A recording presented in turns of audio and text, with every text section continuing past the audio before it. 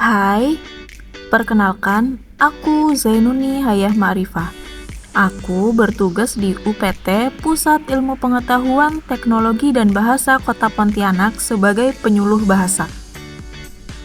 Dan ini temanku, Putri Siska Aprilia, bertugas di UPT Puskesmas Parit Haji Husein II sebagai penata kelola layanan kesehatan. Kalau yang ini, Alin Hifaril Insan, bertugas di Sekretariat Kecamatan Pontianak Barat sebagai penata kelola sistem dan teknologi informasi. Kami adalah peserta Latsar CPNS Pemerintah Kota Pontianak tahun 2025, Angkatan 17 dari kelompok 4. Kali ini, kami akan menjelaskan materi Latsar Agenda 3 tentang kedudukan dan peran PNS untuk terwujudnya Smart ASN. Indonesia, sebuah negeri yang kaya akan keberagaman, terbentang dari Sabang sampai Merauke dengan lebih dari 17.000 pulau. Negara kita adalah mozaik indah yang tersusun dari ribuan suku, bahasa, adat istiadat, dan keyakinan yang berbeda.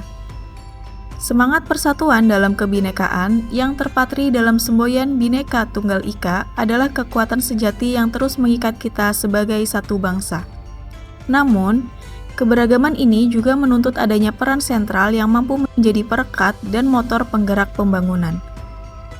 Disinilah peran krusial aparatur sipil negara atau ASN hadir, sebagai perpanjangan tangan pemerintah dalam mewujudkan cita-cita bangsa.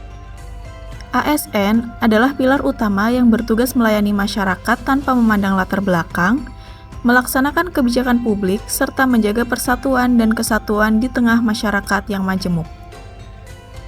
Landasan hukum utama yang mengatur ASN adalah Undang-Undang Nomor 5 Tahun 2014 tentang Aparatur Sipil Negara, yang kemudian diperbarui dengan Undang-Undang Nomor 20 Tahun 2023.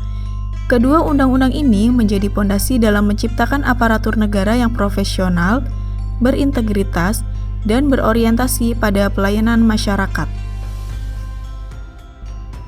Kemudian, pemerintah menegaskan kembali mengenai kedudukan, fungsi, tugas, dan peran ASN dalam Undang-Undang Nomor 20 Tahun 2023.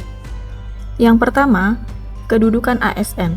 ASN merupakan profesi bagi pegawai negeri sipil dan P3K yang bekerja pada instansi pemerintah, baik pusat maupun daerah. ASN adalah unsur utama sumber daya manusia aparatur negara yang memiliki kedudukan sebagai pelaksana kebijakan publik, pelayan publik, serta perekat dan pemersatu bangsa. Kedua, fungsi ASN. ASN berfungsi untuk menjamin penyelenggaraan kebijakan publik yang efektif, memberikan pelayanan publik yang profesional, dan menjaga persatuan serta kesatuan bangsa berdasarkan Pancasila dan Undang-Undang Dasar 1945. Ketiga, tugas ASN. ASN bertugas melaksanakan kebijakan publik, memberikan pelayanan publik yang berkualitas, adil, dan merata kepada seluruh warga negara, serta mempererat persatuan dan kesatuan negara Kesatuan Republik Indonesia. Keempat, peran ASN. Dalam undang-undang terbaru ini, ASN ditegaskan sebagai perencana, pelaksana, sekaligus pengawas penyelenggaraan pemerintahan dan pembangunan nasional. ASN juga berperan sebagai motor penggerak reformasi birokrasi, penguat demokrasi, serta penjaga netralitas dalam sistem pemerintahan. Dengan kedudukan, fungsi, tugas, dan peran yang jelas, ASN diharapkan mampu menjalankan amanah rakyat secara profesional, berintegritas, serta adaptif terhadap perubahan zaman. Jadi, setelah 9 tahun Undang-Undang Nomor 5 Tahun 2014 itu berlaku, kemudian pemerintah memperbaruinya dengan Undang-Undang Nomor 20 Tahun 2023 tentang Aparatur Sipil Negara. Kira-kira apa sih yang melatar belakangi perubahan tersebut? Yang pertama adalah kebutuhan percepatan transformasi digital, penyederhanaan birokrasi, serta penataan tenaga non-ASN di instansi pemerintah.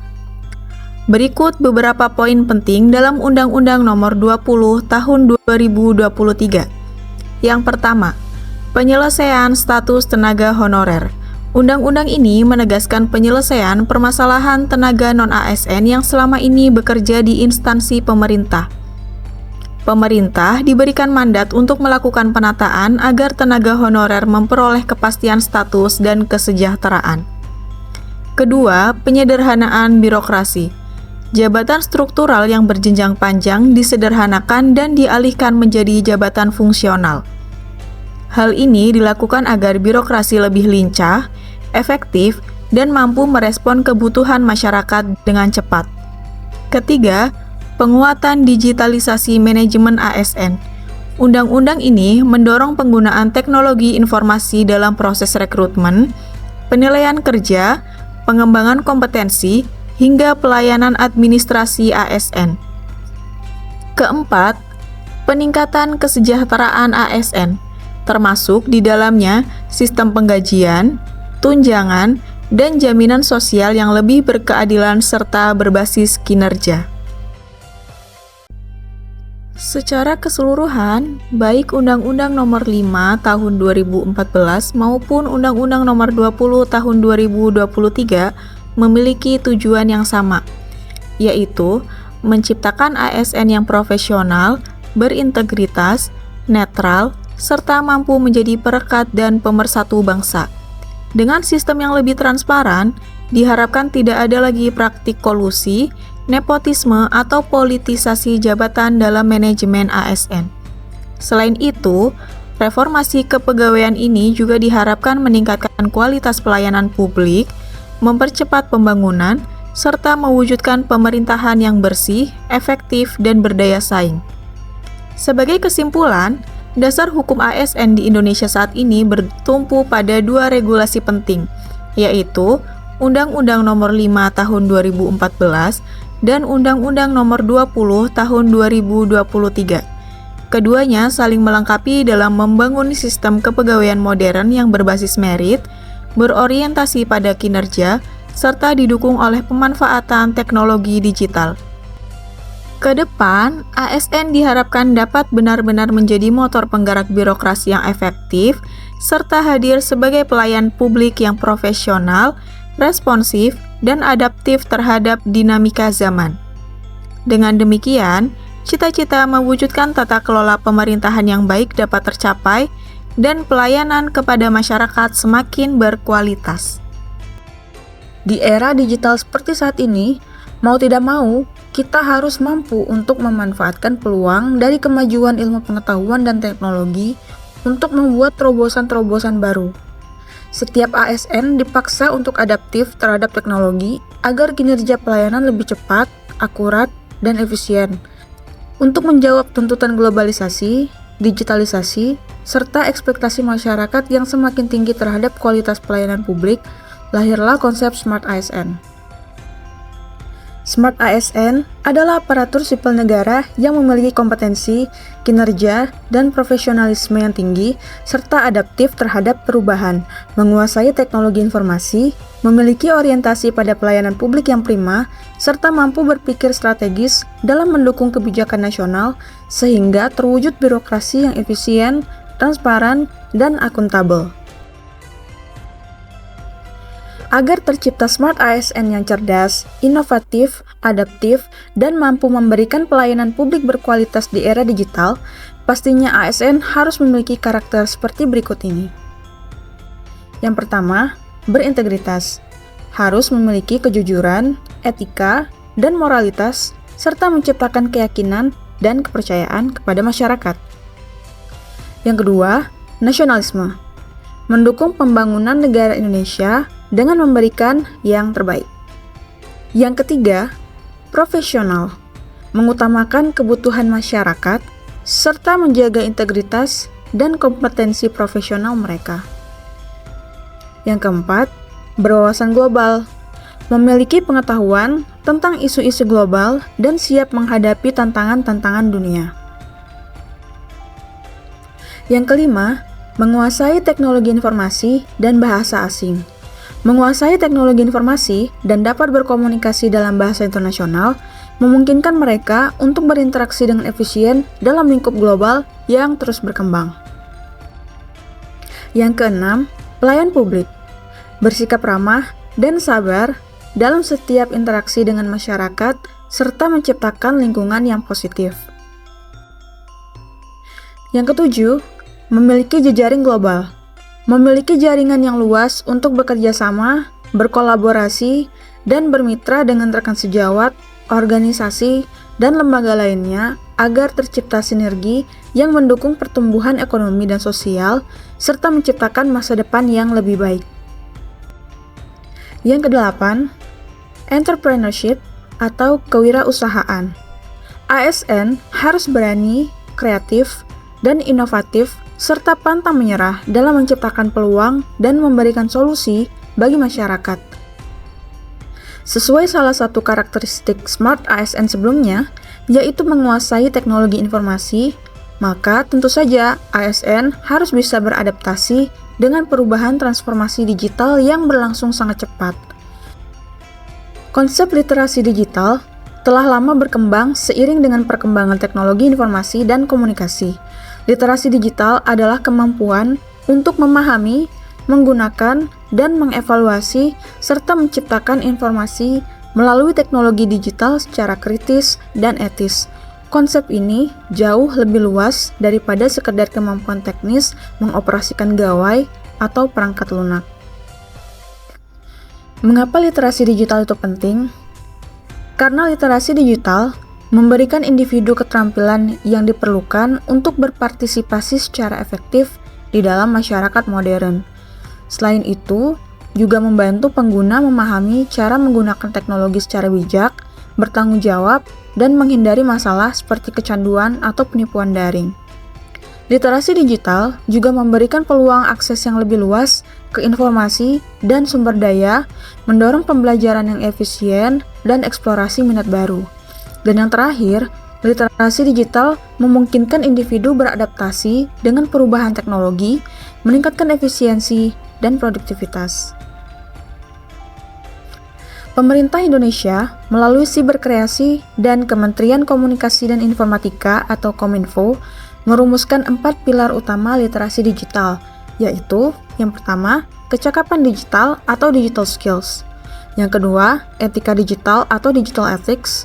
Yang ketiga, yaitu keamanan digital atau digital safety. Dan yang terakhir, yaitu budaya digital atau digital culture.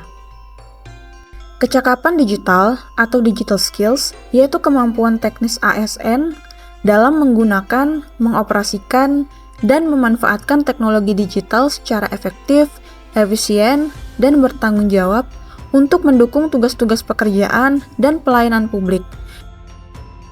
Seorang Smart ASN dengan kecakapan digital yang mumpuni akan mengubah cara kerja birokrasi menjadi lebih efisien dan modern. Ia mampu memanfaatkan aplikasi dan sistem informasi pemerintahan untuk mengelola data dan alur data dengan cepat dan akurat. Pemanfaatan kecerdasan buatan atau AI juga menjadi bagian penting dari kecakapan digital. Seorang Smart ASN dapat memanfaatkan AI untuk menganalisis data, memprediksi kebutuhan masyarakat, dan merancang kebijakan yang lebih tepat sasaran. Kecakapan digital juga mencakup kemampuan untuk mencari, menyaring, dan menggunakan informasi secara efektif di tengah derasnya arus informasi. Seorang ASN yang cakap digital mampu membedakan berita yang valid dari hoax sehingga dapat memberikan informasi yang akurat dan terpercaya kepada publik. Di zaman sekarang, hampir semua dari kita punya media sosial, entah itu WhatsApp, Facebook, Instagram, ataupun TikTok. Sebagai ASN, ada aturan main khusus yang harus kita ikuti. Aturan ini namanya etika bermedia digital. Etika bermedia digital adalah kemampuan menyadari dan menyesuaikan diri akan norma, etika, dan tata krama dalam berinteraksi dan berkomunikasi di ruang digital secara bertanggung jawab. Jadi, bagaimana caranya agar kita bisa menjadi contoh terbaik di dunia maya? Yang pertama, berpikir sebelum bertindak. Pahamilah konsekuensi dari setiap unggahan dan komentar di media digital. Yang kedua, menggunakan bahasa yang santun. Jaga tata krama dalam setiap interaksi daring. Hindari menggunakan kata-kata kasar, mengejek, atau menghina, baik kepada pimpinan, rekan kerja, maupun masyarakat. Hormati perbedaan pendapat karena setiap orang punya pandangan masing-masing. Yang ketiga, menghormati privasi orang lain, yaitu tidak membagikan data ataupun informasi pribadi orang lain tanpa izin. Lalu, hati-hati dengan informasi yang diberikan. Sebagai ASN, kita punya tugas untuk menyebarkan informasi yang benar, bukan malah ikut-ikutan menyebarkan berita bohong. Selanjutnya, sebagai abdi negara, kita harus netral. Hindari mendukung atau mengkritik partai politik atau calon pejabat manapun di media sosial. Tujuannya adalah agar masyarakat yakin bahwa ASN bekerja untuk semua, bukan untuk kelompok tertentu. Dan yang terakhir, gunakanlah media sosial untuk hal yang positif. Promosikan kebaikan. Gunakan akun media sosial kita untuk menyebarkan informasi yang bermanfaat. Tunjukkan bahwa ASN itu profesional, berintegritas, dan peduli pada masyarakat. Jangan malah pamer kekayaan atau mengeluh tentang pekerjaan, karena itu bisa merusak citra ASN. Mari kita gunakan media sosial dengan bijak, santun, dan bertanggung jawab. Sebagai Smart ASN, kita harus memiliki kemampuan yaitu keamanan digital atau digital safety, yaitu kemampuan untuk melindungi diri dan data pribadi dari berbagai ancaman di dunia digital seperti penipuan daring, peretasan, dan cyberbullying. Faktor yang menyebabkan maraknya kejahatan cyber, salah satunya yaitu kerentanan sistem keamanan. Seringkali terjadi karena adanya celah keamanan pada sistem yang dianggap remeh, atau karena tidak adanya pembaruan rutin pada perangkat lunak dan sistem operasi. Selanjutnya, perubahan perilaku pengguna. Perubahan kebiasaan pengguna dari lingkungan digital secara cepat, terutama pada saat pandemi, membuat penjahat siber lebih mudah memanfaatkan celah keamanan. Keamanan digital bukan cuma tugas tim IT, ini adalah tanggung jawab kita bersama sebagai Smart ASN. Dengan melindungi diri dan data kita juga menjaga kepercayaan masyarakat dan integritas pemerintah. Yang terakhir, yaitu budaya digital atau digital culture, yaitu kemampuan membangun wawasan kebangsaan, nilai Pancasila, dan Bhinneka Tunggal Ika dalam berinteraksi serta berpartisipasi di ruang digital. Dengan mengintegrasikan nilai-nilai Pancasila dalam setiap interaksi dan partisipasi di ruang digital, ASN tidak hanya menjadi pelayan publik yang cakap, tetapi juga penjaga moral bangsa. Mereka adalah teladan yang menunjukkan bahwa kemajuan teknologi dapat berjalan beriringan dengan nilai-nilai luhur kebangsaan, menciptakan ruang digital yang sehat, aman, dan beradab untuk seluruh rakyat Indonesia. Untuk mewujudkan Smart ASN, tidak cukup hanya dengan semangat dan visi. Dibutuhkan sebuah sistem pengelolaan yang mampu membentuk, membina, dan mengarahkan aparatur agar benar-benar profesional. Inilah peran penting dari manajemen ASN.